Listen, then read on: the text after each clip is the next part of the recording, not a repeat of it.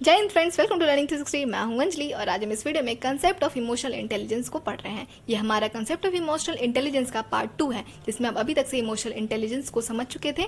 और emotional intelligence का जो 2 पार्ट है, हमारा इमोशन और इंटेलिजेंस, इसको हम समझ चुके थे कि इमोशन किस तरह से पहले के लोग सोचते थे कि इमोशन एक तरह का नेगेटिव ट्रेट है, पर न्यूरोसाइंस इसको डिबंक करते हैं, स्मिथ को नकारते हैं और बोलते हैं कि नहीं, इमोशंस आपको वाइटल फीडबैक दे सकता है, इन्फॉर्मेशन दे सकता है अपने आसपास के अराउंड वर्ल्ड के बारे में, जिसके थ्रू आप उस तरह से बिहेव करेंगे कि आपके आसपास किस तरह से।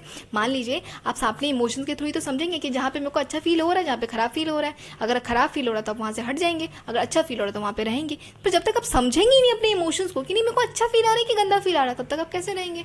तब तक अपना एक्शन नहीं कर पाएंगे ना। तो इमोशंस को समझने के थ्रू हम समझ पाते हैं अपने आसपास के एनवायरनमेंट को, अपने आसपास के वर्ल्ड को।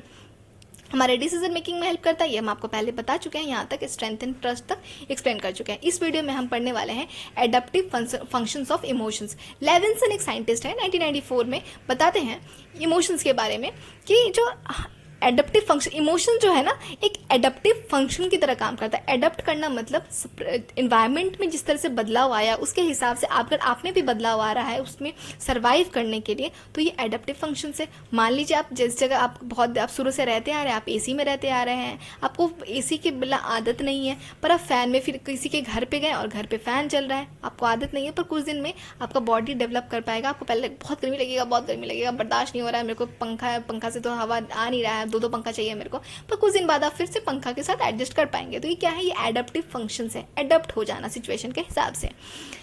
ये इमोशंस किस तरह से एक इमोशन एडप्टिव फंक्शन की तरह काम करता है, लेविंसन के अनुसार बोलते हैं, वो बोलते हैं कि short lived psychological physiological phenomena है। शॉर्ट लाइव्ड क्यों बोल रहे हैं? क्योंकि कुछ देर का है, इमोशंस कुछ देर का है ना, इसलिए तो बोला गया था कि ये टेम्पररी है। अभी मान लीजिए शॉर्ट लाइव्ड, इसलिए आपको समझाया जा रहा है, शॉर्ट लाइव्ड बोलने का मतलब है कि थोड़े देर के लिए ही रहता है। अगर आज अभी आप रो रहे हैं ना, तकलीफ हो रही है, मान लीजिए किसी का ब्रेकअप हो गया, अब उसको लगेगा कि जिंदगी हम कैसे काटेंगे भाई, तो वो अगर समझेगा, अपने इमोशंस के बारे में जानता होगा या अपने इमोशंस के फंक्शंस को जानता होगा, तो समझ पाएगा कि ये शॉर्ट लाइव्ड है भाई। आज रो रहे हैं, कल थोड़ा कम रोएंगे, परसों कम रोएंगे, उससे कम रोएंगे, 1-2 महीना बाद है ना, जो दर्द आज है ना, वो दर्द उतना नहीं रहेगा, कम हो जाएगा।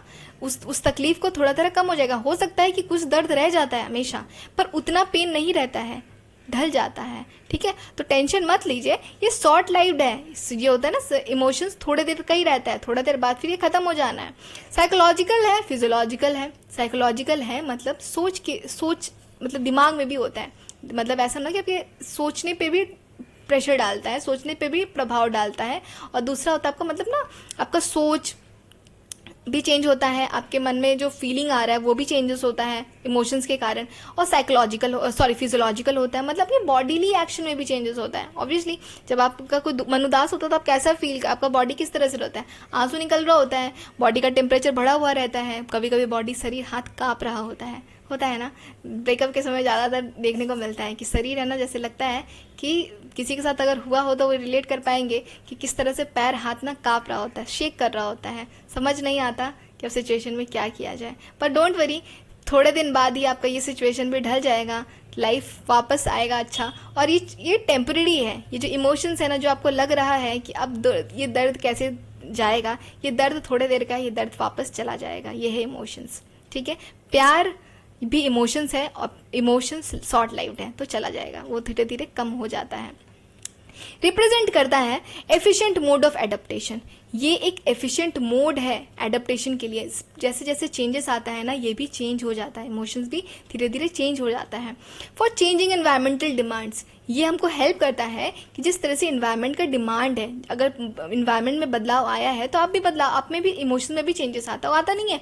आप सॉन्ग सुनिए, आपका इमोशन कभी कभी होता है ना, कोई सॉन्ग सुन के ना मन नहीं करता, अरे बंद कर भाई, ये गाना मत बजा, ये गाना सुन के मेरे को ना कुछ अजीब सा याद आने लग जाता है। और फिर वही कुछ गाना अगर डांस वाला गाना आ जाएगा तो अच्छा फील आता है। कुछ अगर ये गाना बज जाए, माना कि मुश्किल है, तो लगेगा कि नहीं अब तो पढ़ाई करने बैठ जाते हैं भाई। अगर बंदे आ गया तो लगेगा कि नहीं अब तो पढ़ना ही है। होता है ना कि गाना आपको एक्सरसाइज करते हैं, जिम जाते हैं तो फिर कैसा गाना बजाते हैं, ये इमोशन वाला गाना बजाते हैं कि रोमांटिक गाना बजाते हैं? बिल्कुल नहीं। कैसा गाना बजाते हैं जो आपको स्ट्रेंथन दे, जैसे कि आप जिद्दी है गाना बजा सकते हैं, ऐसा मतलब बजाते हैं ना कि कुछ एक ना प्लेलिस्ट होता है एक्सरसाइज करने वाला। तो क्या है वो आपके इन्वायरमेंट के हिसाब से आपको जिस तरह का इन्वायरमेंट है उस तरह का इमोशंस दे रहा है। साइकोलॉजिकली है इमोशन ऑल्टर अटेंशन। इमोशन जो है साइकोलॉजिकली बताने का मतलब है कि इमोशंस आपके अटेंशन को ऑल्टर करता है, चेंज कर देता है, करता है ना। मान लीजिए अभी आप कुछ पढ़ रहे थे, अगर कुछ पढ़ रहे थे, पढ़ते पढ़ते ना आपको आपके बुक्स में कुछ ऐसा लिखा था जिसके कारण आपको किसी का याद आ गया, किसी का याद आया, तो अब क्या हुआ, आपको फिर वैसा इमोशंस आने लगेगा। होता है ना कि कुछ वर्ड देख के कुछ याद आ गया तो फिर इमोशन, फिर वैसा ही इमोशन आने लगेगा वापस। तो ये क्या है, साइकोलॉजिकली है। फिजियोलॉजिकली होगा, emotions organise the response of disparate biological system. यहाँ पे फिजियोलॉजिकली होगा। फिजियोलॉजिकली क्या है, इमोशन ऑर्गेनाइज होता है जिससे हमारे बायोलॉजिकल सिस्टम में चेंजेस आना है। जैसे फेशियल एक्सप्रेशन चेंज होता है, फेशियल एक्सप्रेशन देख के पता चलता है ना कि सामने वाला उदास है या खुश है। वॉइस का टोन चेंज हो जाता है, गुस्सा के समय क्या आदमी बोल पाएगा कि अच्छे से नहीं होता है ना। जो गुस्सा में कैसे बात करते हैं, गुस्सा में बोलना, कुछ पूछ रहे हैं, कुछ मना करना है तो ना, और अगर बोले नहीं है ना, ना, तो ये ना और ना क्या है, ये दोनों से समझ में आ रहा है ना कि ये वॉइस का टोन से समझ में आ रहा है ना कि गुस्सा है इंसान कि दुखी है, या फिर नॉर्मल है, प्यार से बात कर रहा है, प्यार से ना बोल रहा है कि गुस्सा से ना बोल रहा है ना। तो गुस्सा आपका जो इमोशन था गुस्सा वाला, वो आपके नाम में झलक गया, वॉइस टोन में झलक गया, और जब आप प्यार से बोल रहे थे तो कैसे बोल रहे थे, ना, है ना। तो ये आपका फिजियोलॉजिकल चेंजेस आता है इमोशंस के कारण। ठीक, उसके बाद हम आता है इमोशन सर्व स्टैब्लिश और पॉजिटिव। क्या लिखा हुआ है ये, इमोशन सर्व TOE स्टैब्लिश। एक मिनट रुक जाइए, ये ना टाइप करने वाले 10th नंबर पॉइंट है ना, 10th नंबर पॉइंट में आपका है, एक मिनट, इमोशन लैटिन वर्ड है, अच्छा 9th नंबर में इमोशन सर्व टू स्टैब्लिश और पॉजिटिव। इमोशन सर्व करता है ये स्टैब्लिश करने में कि हमारा पोजीशन कैसा होगा इन्वायरमेंट में, और इन्वायरमेंट के हिसाब से हम किस तरह से बिहेव करेंगे। मतलब इमोशंस इन्वायरमेंट को इन्फ्लुएंस करता है और इन्वायरमेंट इमोशन को इन्फ्लुएंस करता है। यहाँ पे ये जो पोजीशन है ना आपका इन्वायरमेंट के हिसाब से हमारा इमोशन इन्फ्लुएंस होता है, और हमारे इमोशन के हिसाब से इन्वायरमेंट इन्फ्लुएंस होता है। किस तरह से, मान लीजिए होता है ना कभी मूड बहुत अच्छा लगा तो लग रहा है कि मौसम भी सुहाना है, और अगर मूड खराब है, इमोशंस अगर नेगेटिव है तो मौसम भी उदास सा लगता है, होता है ना। तो ये है इमोशंस। तो देखिए, आपको इमोशनल इंटेलिजेंस बनाने के लिए सबसे पहले तो आपको इमोशंस को समझना पड़ेगा। जब आप ये समझ जाएंगे ना कि इमोशन शॉर्ट लाइव्ड है, मतलब समझ जाइएगा आप कि थोड़े दिन का ही इमोशन है, अगर दुखी है तो थोड़े दिन के लिए ही दुखी है, ठीक है, तो टेंशन मत लीजिए, आगे फिर ठीक हो जाना है। अगर बहुत खुश है तो इसका मतलब ये नहीं है कि पूरे टाइम आप खुश होने वाले हैं। बी रेडी फॉर दैट कि अगर आपके लाइफ में बहुत खुश है तो प्रॉब्लम भी आ सकता है, तो रेडी रहिए प्रॉब्लम के लिए भी, उसको हैंडल करने के लिए, ठीक है। तो ये है, समझ पाइएगा, इमोशंस आप समझ पाएंगे तो इमोशनल इंटेलिजेंस भी आप बन पाएंगे। अब दूसरा हमारा 10th नंबर पॉइंट आता है कि इमोशन एक लैटिन वर्ड है जिसका मतलब होता है टू मूव करना। मोशन है ना, मोशन मतलब होता है, डिस्टेंट मोशन पढ़े थे ना 9th क्लास में फिजिक्स में, वही इमोशंस। मोशन मतलब मूव करना, हिलना, मूव करता हुआ जो चीज़ होता है। तो इमोशंस अगर कोई चीज़ मूव करना मतलब ये स्टैटिक नहीं रहता, ये चेंज होता रहता है, एक के बाद एक मूव होता रहता है, चला जाता है। तो ये इमोशंस वर्ड जो है आपका इस वर्ड से समझ पाइएगा कि ये स्टैटिक नहीं रहने वाला, ये बदलने वाला है, ये मूवेबल है। उसके बाद हमारा आता है 11th number point, emotional intelligence कहाँ गया कर sir, expands on these ideas by thinking with emotions. Emotional intelligence क्या है, एक्सपैंड होता है on these ideas by thinking with emotions के बारे में जब आप सोचेंगे ना, तभी आप अपने इमोशनल इंटेलिजेंस को एक्सपैंड कर सकते हैं, आप समझ पाएंगे। बहुत बार लोग होते हैं, नहीं मेरे को गुस्सा तो नहीं आ रहा, मेरे को क्यों गुस्सा आएगा भाई, इस सब बात पे कौन गुस्सा करता है। नहीं, आप मानिए पहले कि हाँ भाई मेरे को गुस्सा आया है, कोई बात नहीं, गुस्सा आया है, पहले हम एक्सेप्ट करेंगे, उसके बाद उसको एक्सपैंड करेंगे, फिर सोच समझ के उस गुस्सा को एक्शन में लाएंगे, समझे। पर बहुत लोग होते हैं, कभी कभी कोई लोग मानना ही नहीं चाहते कि मेरे को गुस्सा आया है, ये सोचते हैं कि हम तो साक्षात गौतम बुद्ध है, हमको तो गुस्सा आता ही नहीं है, पर जनरली उनका गुस्सा आ जाता है। कुछ लोग हैं, मान लीजिए कोई 2 फ्रेंड है, ठीक है, एक फ्रेंड दूसरे फ्रेंड से बात कर लिया, इसको आ गया जेलस वाला फीलिंग आ रहा है, ऑब्वियसली आ सकता है भाई, आप एक्सेप्ट तो की जोड़े नहीं मेरे को जेलस वाला फीलिंग नहीं आता, पर ये इससे सीधा मुंह बात भी नहीं कर रहा है, ठीक, और ये बोला नहीं भाई मेरे को कोई जेलस वाला फीलिंग नहीं आता, पागल है क्या, बच्चे हैं क्या जो जेलस फील करेंगे, पर जेलस तो हो रहा है, अब वो उस चीज़ को समझ ही नहीं पा रहा है, तो उसका बिहेव जो होगा ना सही तरीका का नहीं होगा बिहेव, अभी जो मेरी जो फ्रेंड है, मेरी बेस्ट फ्रेंड है, मेरी बेस्ट फ्रेंड अगर किसी और से अगर अपना सीक्रेट रिवील करेगी मेरे को तो गुस्सा आएगा ही। पर हम बोलेंगे पागल ही क्या, बच्चे थोड़ी हैं जो ये सब बात पे करेंगे, उसका मर्जी कर सकती है भाई, उससे उसको उस पर ट्रस्ट आया होगा तो कर रही होगी बात। हम इस चीज़ को एक्सेप्ट ही नहीं कर रहे हैं कि नहीं भाई मेरे को जेलस फीलिंग आ रहा है। अगर मेरे हम एक्सेप्ट कर लेंगे कि हाँ भाई मेरे अंदर वो जेलस वाला फीलिंग आ रहा है, तो हम उसको मैनेज करेंगे। तब हम सोचेंगे, समझाएंगे अपने आप को, पहले समझेंगे तभी तो, पहले एक्सेप्ट करेंगे तभी तो। जब एक्सेप्ट ही नहीं करेंगे तो क्या होगा, हम उससे सीधा मुंह बात नहीं करेंगे। वो बोल रही है कि भाई तू क्यों मेरे से सीधा मुंह बात नहीं कर रही है, हमें को पता नहीं यार, मेरे को नहीं अच्छा नहीं लग रहा, बस मेरे को बात करने का मन नहीं कर रहा है। क्यों ऐसा हो रहा है हम भी नहीं समझ पा रहे, वो भी नहीं समझ पा रही, क्योंकि हम अपने इमोशन को इग्नोर किया हुए हैं। समझे? तो इमोशन इग्नोर करेंगे तो हम इमोशनल इंटेलिजेंट बिल्कुल नहीं बन पाएंगे। तो पहले इमोशन को समझना जरूरी है, उसके बाद उसको सोच के, थिंकिंग के थ्रू, आइडियाज़ के थ्रू उसको हम ठीक से एनालाइज करके उसको यूज़ कर पाएंगे। इमोशन असिस्टेंट थिंकिंग, इमोशंस को आप समझेंगे तभी तो आप अपना थॉट को चेंज करेंगे। फिर आप बोलेंगे कि नहीं भाई हो सकता है कि उस टाइम पे उसको बहुत प्रॉब्लम में रही होगी और हम नहीं प्रेजेंट होंगे, मेरा एग्जाम चल रहा था, तो वो अपना प्रॉब्लम उसको बोल दी, कोई बात नहीं। सोचने में हेल्प करता है। थिंकिंग यूज टू एनालाइज करने में हेल्प करता है, रेगुलेट करने में हेल्प करता है इमोशंस को। कभी कभी होता है ना, अपने इमोशंस को आप बहुत अच्छे से रेगुलेट कर सकते हैं। किस तरह से रेगुलेट कर सकते हैं इसका एग्जांपल से समझिए कि कभी कभी होता है ना, जैसे कि एक स्टोरी समझिए कि एक लड़की है, बहुत गरीब है, ठीक है, वो गरीब है और वो गरीबी को बहुत नज़दीक से देखी है, और कल को वो जब अमीर बनती है ना, बहुत अमीर बनती है, या फिर वो किसी एग्जाम का तैयारी करती है, मान लीजिए जैसे हम बताएं कि किसी एग्जाम का तैयारी करिए, ब्यूरोक्रेट्स का एग्जाम का तैयारी करी है, वो यूपीएससी का एग्जाम का तैयारी करी है, और बोलेंगे मैम बार बार आप IAS कर रही हैं, बहुत ट्रेंडिंग चलता है इसलिए बता रहे हैं, तो यूपीएससी का एग्जाम का तैयारी कर रही है, ठीक है, और वो बोलेगी बहुत प्रॉब्लम भाई, इतना सारा सब्जेक्ट, प्री मेंस का 9 पेपर, फिर इंटरव्यू है, और फिर इतना अनसर्टेन है एग्जाम का, क्लियर भी होगा कि नहीं पता। पर उसका इमोशन जुड़ा हुआ है, वो अपने घर पे देखी है, उसका बहुत सारा डॉक्यूमेंट जो था ना, वो ऑफिस में जब गई, अपने जब बच्ची थी वो जब अपने पापा के साथ गई तो उसका कोई काम नहीं किया, तो वो उस टाइम समझी कि इस ऑफिसर की जगह अगर हम होते ना तो हम जरूर इसका काम, अपने किसी गरीब इंसान का काम अच्छा करते। तो वो एक इमोशन उसके अंदर आया, और उस इमोशन के कारण उसको वो अपलिफ्ट करेगा, इंकरेज करेगा। वो थ्रू आउट कितना भी प्रॉब्लम आया, वो पहला एग्जाम दी, पहले बार में प्रीलिम्स उसका नहीं निकला, दूसरी बार एग्जाम दी, उसके बाद भी प्रीलिम्स नहीं निकला, तो क्या थर्ड अटेम्प्ट वो कर पाएगी? हाँ, वो जो इमोशंस था ना, उसका बचपन का इमोशंस जो उसको बुरा लगा था, तकलीफ हुआ था कि वो जब गई थी एक डिस्ट्रिक्ट कलेक्टर के घर पे, डिस्ट्रिक्ट कलेक्टर का ऑफिस में काम करवाने के लिए, तो काम नहीं कर रहे थे, तो वो सोचे कि जिस दिन हम कलेक्टर बनेंगे ना, हम ऐसा हालत कभी ना करेंगे। तो ये इमोशन उसको एनकरेज कर रहा है दोबारा थर्ड बार एग्जाम में फिर से बैठने के लिए, और फिर एग्जाम वो क्रैक कर लेती है। एक पॉजिटिव एंडिंग देना चाहिए, वरना फिर तास लग जाएगा ना कि अब लड़की का एग्जाम क्लियर हुआ कि नहीं हुआ, होगा जरूर होगा, तो हो जाता है उसका एग्जाम क्लियर। तो क्या हुआ, उसके इमोशंस क्या, किसके में हेल्प किया, उसको इमोशंस रेगुलेट किया, किस में हेल्प रेगुलेट किया, उसके एक्शन में, है ना, उसके लाइफ में उसका इमोशन हेल्प करता है कभी कभी।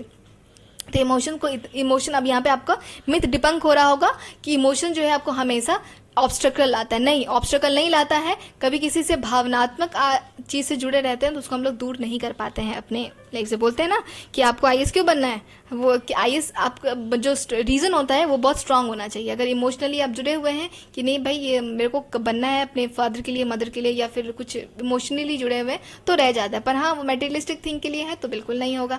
अगर आपको पैसा वैसा बस चाहिए तो पैसा फिर कहीं से भी आ जाता है। फिर आपने जब जैसे यूट्यूब चैनल खोले तो आप देखिए अरे भाई हम तो इतना कमा रहे हैं इसमें, तो आप स्विच कर जाएंगे, आप अपना IAS भूल जाएंगे। पर वही बात है, जब आप इमोशनली जुड़े होंगे, आप बचपन का वो सिचुएशन आपको बार बार याद आता है, तो आप फोर्सफुली आप रेडी रहेंगे कि नहीं हम दोबारा एग्जाम देंगे, मेरे को पैसा नहीं चाहिए, मेरे को वो पोजीशन चाहिए जिसके थ्रू हम और लोगों का हेल्प कर सकें।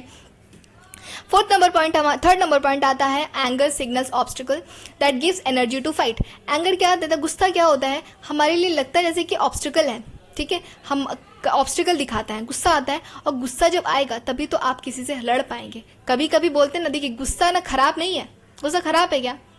नहीं, खराब नहीं है, बिल्कुल नहीं, ऐसा मत सोचिए खराब है। जगह पर गुस्सा दिखाना एकदम सही है। कोई भी इमोशंस कहाँ पे गुस्सा, देखिए अगर मान लीजिए एक इंसान है जो कभी गुस्सा नहीं करता, एकदम सादा सा, एकदम गाय है, बोलते एकदम गाय है, कभी गुस्सा नहीं करेगा, उसको 2 थप्पड़ लगाओगे ना कभी गुस्सा नहीं करेगा, तो क्या ये अच्छा लगेगा? सुन के अभी अच्छा लग रहा है, पर एक बार और सिचुएशन को समझिए। यही इंसान ना को ना उसकी वाइफ जो बैठी है, उसकी वाइफ को ना 2 थप्पड़ कोई बाहर का इंसान लेके मार गया या फिर उसके साथ मिसबिहेव कर दिया, तब भी इंसान गुस्सा नहीं कर रहा।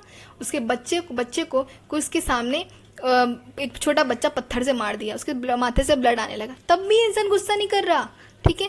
उसकी मम्मी के बारे में कोई गाली दे दिया, तब भी इंसान गुस्सा नहीं कर रहा। क्या सही है ये चीज़? क्या आप बताइए, सही है? बिल्कुल नहीं है। गुस्सा ज़रूरी है, कहाँ पे गुस्सा दिखाना है वो भी ज़रूरी है। तो गुस्सा ना आपको कभी कभी एनर्जी देता है फाइट करने के लिए, है ना। जैसे कि मान लीजिए आप फिर वही सिचुएशन लेके जाइए कि आपको लग रहा है आपके कमज़ोर है, कमज़ोर हम नहीं कर पाएंगे भाई, नहीं लड़ पाएंगे, पर वही अगर कोई आपके किसी लव्ड वन के साथ कुछ मिसबिहेव करे, तब आप देखिए आपके पास कहाँ से पावर आ रहा है, उठा के पटक देंगे, ऐसा ऐसा गुस्सा आ जाता है, आता है ना। पर वही थोड़ी देर पहले बोलेंगे भाई तो उठा के थोड़ा सामान रख देना, नहीं मेरा मन नहीं है, पर वही गुस्सा दिला दीजिए, तब देखिए तो आपको उठा के पटक देगा वो, है ना। तो ये एंगर जो है ये आपको एनर्जी देता है फाइट करने के लिए। Trust flags presence of safety. कभी कभी ना हम लोग को ट्रस्ट वाला फीलिंग भी दिलाता है किसी के थ्रू, किसी के पास रहने से, जिससे हम सेफ्टी फील कर सकते हैं कि हाँ भाई इसके साथ हम सेफ फील कर रहे हैं, सेफ फील करते हैं ना। कभी कभी ट्रस्ट क्या है, इमोशंस ही तो है, फीलिंग ही तो है, जिसके थ्रू आप समझ पाते हैं कि नहीं यहाँ पे हम अपना सामान रख सकते हैं, यहाँ पे इसके साथ हम अपना इंपॉर्टेंट डॉक्यूमेंट शेयर कर सकते हैं, क्योंकि हाँ भाई मेरे को यहाँ पे एक फ्लैग दिख रहा है, किस चीज़ का, ट्रस्ट का फ्लैग दिख रहा है। इमोशंस वे disturb thinking but also signals when one's attention need. Emotion कभी कभी डिस्टर्ब करता है थिंकिंग को, ऑब्वियसली डिस्टर्ब कर देता है। आप कुछ काम कर रहे थे, आपके अंदर इमोशंस आ गए, आप एक गाना सुने, फिर आप खो गए और आप अलग ही याद में चले गए, जरूरी आपको डिस्टर्ब कर दिया। पर कभी कभी ऐसा भी तो होता है कि सामने वाला का इमोशन, देखिए इमोशनल इंटेलिजेंस का मतलब यहाँ पे जो हम लोग पढ़ रहे हैं ना, ये बस अपना ही इमोशंस नहीं है, सामने वाला का भी इमोशंस को पढ़ना है, ठीक है। तो यहाँ पे जो एक मिनट रुक जाइए, हाँ यहाँ पे जो आ रहा है बात कि आपके सामने आप पढ़ाई कर रहे हैं, ठीक है, पढ़ाई कर रहे हैं और आपके सामने कोई इंसान है जो उदास बैठा हुआ है, ठीक, उदास बैठा हुआ है। जनरली वो आता है ना तो आपको डिस्टर्ब करता है, आपको परेशान करता है, आपके साथ घुलता मिलता है, आपसे अपना बात करता है, पर वो उस दिन कुछ नहीं बोला, चुपचाप बैठा हुआ है। तो क्या आपको सामने वाले के इमोशंस को आप समझेंगे, तभी तो आप उसे पूछेंगे ना कि क्या वो बात, आज कुछ उदास लग रहे हो, कुछ बात नहीं कर रहे हो। तो आपका अटेंशन, व्हेंस वन अटेंशन नीड, जब उसको आपका जरूरत था, अटेंशन का जरूरत था, तो आप उसके इमोशंस को समझ के, आप उसके फेशियल एक्सप्रेशन को समझ के आप अपना अटेंशन उसको दे रहे हैं। आप आपसे पूछेंगे कि क्या दिक्कत है भाई बताओ, समझे। तो ये आप कभी कभी ये इमोशंस हमारे इस जगह पे भी हेल्प कर रहा है। अब आप समझ रहे होंगे कि इमोशंस को जितना गलत तरीके से देखते थे, ये इमोशन हमारा कितना इंपॉर्टेंस रोल प्ले करता है। तो और ये सब जो इस तरह से जो इमोशंस को यूज कर रहे हैं उसको हम लोग क्या बोलेंगे, इमोशनल इंटेलिजेंट पर्सन है, या उसके अंदर इमोशनल इंटेलिजेंस है, इमोशन इंटेलिजेंस है। हाँ उसके बाद हमारा आता है कि लास्ट टॉपिक है, इस last concept of emotional intelligence का लास्ट टॉपिक है principle emotion that are relevant to emotional intelligence. क्या क्या प्रिंसिपल जरूरी है इमोशंस के लिए, इमोशंस के लिए क्या क्या प्रिंसिपल जरूरी है इमोशनल इंटेलिजेंस, क्या बोल रहे हैं हम, इमोशंस दैट आर रिलेवेंट, कौन सा इमोशन रिलेवेंट है इमोशनल इंटेलिजेंस के लिए। Emotions are information about our world. Obviously information क्या है, अपने आसपास के वर्ल्ड के बारे में इन्फॉर्मेशन देता है। अभी थोड़ी देर पहले आपको बताया ना, आपके पास इंसान एक बैठा हुआ है, आपका दोस्त बैठा हुआ है, आप उसके फेस को देख के समझ पा रहे हैं कि वो उदास है कि खुश है, उसको उनको किस तरह से अटेंशन देना है। डिसीजन मस्ट इनकॉर्पोरेट इमोशन, आपका जो डिसीजन है आपके इमोशन के साथ कॉर्पोरेट करता है। ऑब्वियसली आपका इमोशन अगर उदास है तो आप किस तरह से डिसीजन लेंगे, आप खुश हैं तो किस तरह से डिसीजन लेंगे। जैसे समझिए कि कुछ नेगेटिव मूड का जो इंसान होता है ना, कभी कभी ना बहुत truthful information then those in the mood of positive, यहाँ पे पॉजिटिव लिखना भूल गया है, पॉजिटिव नहीं मिस है, मतलब कभी इंसान बहुत खुश है, ठीक है, बहुत खुश है, उससे कभी कभी ऐसा भी होता है ना कि वो खुशी वाला इंसान जितना अच्छे से काम नहीं करेगा ना, कोई उदास मन वाला इंसान बहुत अच्छे से इन्फॉर्मेशन को गैदर कर सकता है।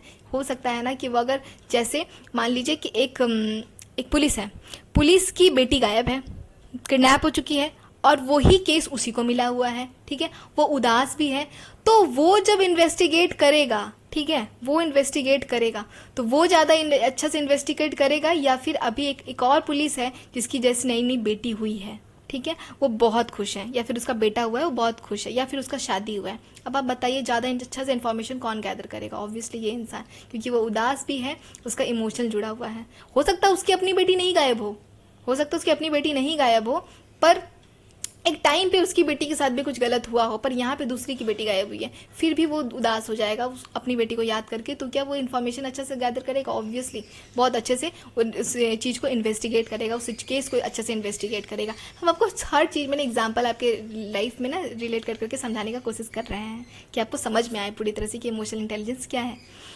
थर्ड पॉइंट हमारा आता है suppressing and hiding emotion takes up valuable mental energy. Suppress करना, हाइड करना, पहले हम एग्जांपल से आपको समझाए ना, ये मानेंगे ही नहीं कि अरे मेरे को जेलस फील हो रहा है, हम सप्रेस कर दे रहे हैं, हम हाइड कर रहे हैं इस चीज को। बिल्कुल नहीं, आपको बिल्कुल नहीं करना चाहिए, ना सप्रेस करना चाहिए ना हाइड करना चाहिए अपने इमोशंस को। अगर आप ऐसा करते हैं तो अपने वैल्यूएबल मेंटल एनर्जी को डिस्ट्रॉय कर रहे हैं।